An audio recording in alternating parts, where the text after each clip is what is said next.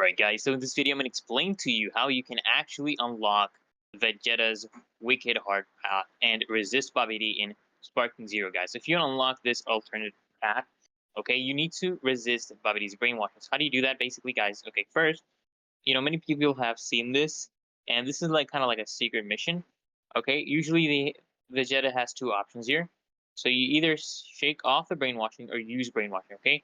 But at the same time, most fans don't have this option. So how do you trigger this alternate version, okay? It's really simple, guys. So you go back to the preparation for the World Tournament episode, okay? Go back to that episode.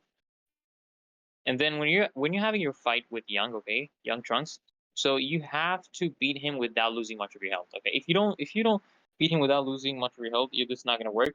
You need to beat him without losing much of your own health. So if you actually succeed beating him without losing much of your health, Vegeta will basically say, "That's enough for today." Okay, he's gonna say that. Now remember that you cannot actually play on a lower level than default. If you play on a lower level, this is also not gonna work. If you play in an easy mode, this will not unlock the alternate ending. You need to either play on default or above that. Okay, and if you complete the above, it will be easy to unlock both paths.